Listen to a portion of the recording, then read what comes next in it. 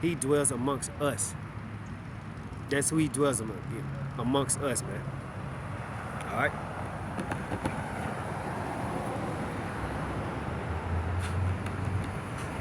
Now let's go back to Ephesians chapter 1, verse 5. Going back to that adoption as a son, man.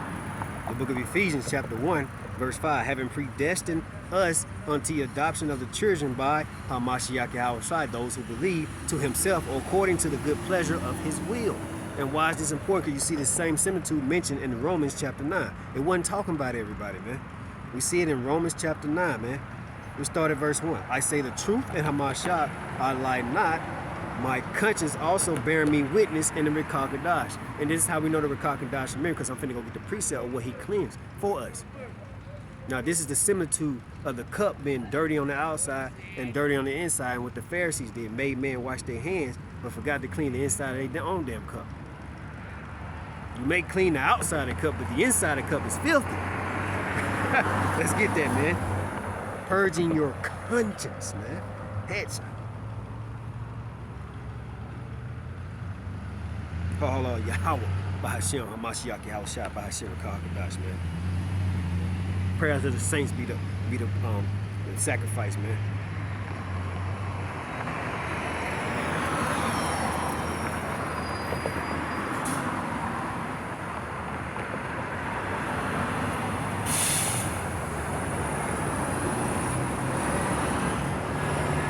And I post this, and the brother just precepting the brother from John 14:6 from down in Australia. He backed it up.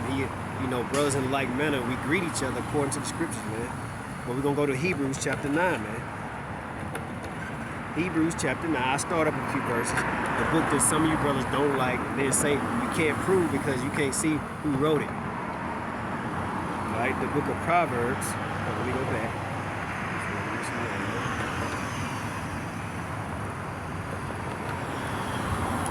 Get that. The book of Proverbs, the book of Hebrews, chapter 9, man.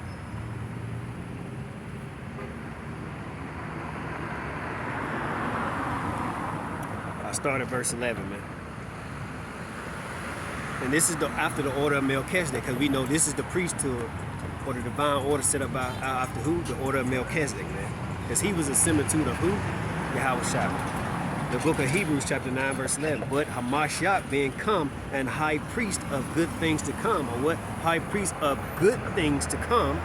This is the similitude we see of Moses was a similitude of the things to come. The spiritual thing, the heavenly thing. Hamashiach being that example, that exact example. By a greater and more perfect tabernacle. What? Greater and more perfect tabernacle. This is a greater and more perfect tabernacle. It's not built with hands, but built what? Spiritually. The spirit of the man of the Most High God are his tabernacle, man. Headshot. We are the one body. This is why I said, let them be as one as we are. And we make up that house of what? We make up the house of headshot. Headshot, man. Kahala Yahweh Bahashem, Hamashiach Yahushua, Bahashem, Rikah Kadash, man. The book of Hebrews, chapter 9, verse 11. But Hamashiach men come and high priest of good things to come, by a greater and more perfect tabernacle, not made with hands. What? Not made with hands. What? Not made with hands. That is to say, not of this building. So the men that are out building things upon their own tables, upon their own principles of their doctrine, he's not of that temple, but he's in the midst of what? These candlesticks lit by what? The Rikah Kadash. He's amongst these men. He dwells in amongst us, whether two or three together in my name and agree. And we agree in his name because we agree that he has been sent for us and sacrificed us. His blood purges our conscience. Verse 12, neither by blood of goats and calves, which you niggas still believe in the old covenant, you brothers teaching the old covenant, this is what you believe. Neither by the blood of goats and calves, because you are condemned to that. You condemn yourself. You're pressed off of that because you can't fight your flesh. You can't fight your guilty conscience. You can't fight it because you don't have the spirit of the Hamashiach in you. The spirit of the Most High God in you. It's not there because you still teaching like manner. But by his blood, by his what? But by his blood, but by his what? But by his blood enter in once into the holy place, having obtained an eternal redemption for us. For who? For us. The eternal redemption is for us. This is spiritual, man. Spiritual.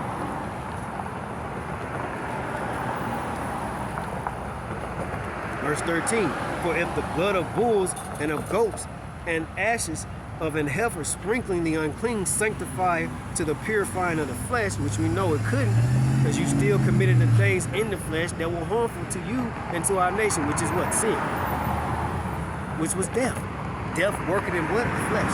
Sin working in the flesh, which means death working in the flesh. This is why we die like men, as Psalms 82 mentioned it. Verse 14, how much more shall the blood of Hamashiach, blood of Hamashiach, who through the eternal spirit offered himself without spot to Yahweh. And you brothers, as more the brothers start to bring out the wisdom of the scriptures according to the will of the Most High God, you're going to start to see the similitude, and you're going to think about what you said, man. You're going to start holding yourself accountable for the words you said and the doctrine that you teach. And if not, then we know for without a doubt in our heart, our mind, that you are not of God. For the men born of God sin not. We don't sin, man. This is why our conscience have been clear. We don't sin, but for you brothers who are still stuck in sin in their covenant, you held to your sin, man. All right? Who through the eternal spirit offer himself without spot to Yahweh. Purge your conscience from what? Dead works to serve the living God. Let me read it again. Purge your conscience from what? Dead works to serve the living power.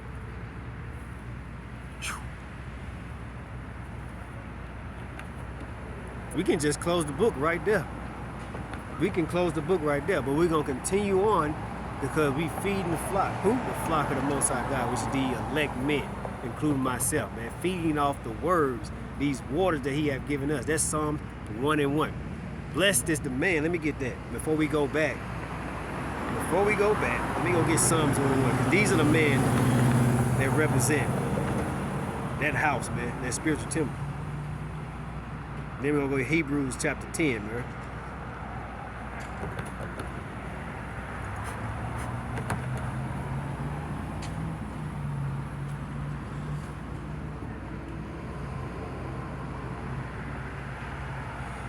Book of Psalms, chapter 1, verse 1. Blessed is the man that walketh not in the counsel of the ungodly. And those are you brothers leading these organizations, these camps, these so-called camps. You are the ungodly. Nor standeth in the way of sinners. And we know those who sin are those who are deemed to the law. You are stuck to that covenant. We don't stand in the way of sinners. We're not going to stand in your way. You're going to let you teach what you want to teach, but we're going to teach this gospel. Nor sitteth in the seat or the scorn. We're not going to sit in the seat of the scornful. Because you niggas scorn, you elder brothers and you camp doctrine holders that teach your curriculum, you scorn against the brother that's teaching the kingdom, man. We're teaching for the kingdom. Salvation for those, the elect. But his delight is in the law of the Lord. What is his delight? His delight is in the law of the Lord. And in his law doth he meditate day and night. And he shall be like a tree planted by what? Rivers of water. And that tree is the men or a representation of tree. And the water is a representation of his spirit. Planted by what? The great spirit of the rivers of water. Meaning the spirit that the Father of all spirit feeds us, man. He's constantly feeding us his water, his wisdom. That bringeth forth fruit in his season, his leaf also shall not wither, and whatsoever he doeth shall prosper. We're prospering in this gospel. Headshot. All right, let's go back to Ephesians, and then we're going to get back to Romans, man. Then we're going to go to Hebrews chapter 10, man. Ephesians chapter 1, we're going to go right back to it, man. Verse 5.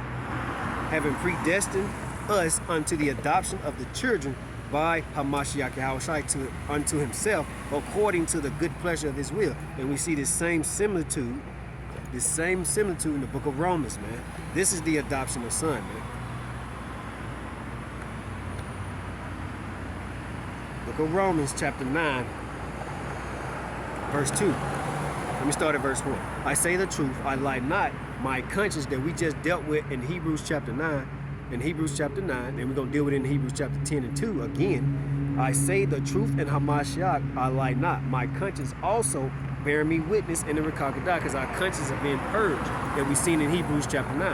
Our conscience, our spirit has been cleansed, man, by his blood. Verse 2, that I have great heaviness and continual sorrow in my heart. And the brothers out on these highways, we have a continual sorrow because we like, man, we teaching the gospel. We teaching the truth according to the doctrine. But we're being slandered, scorned at, hated by our own brethren, man. The same way Yahweh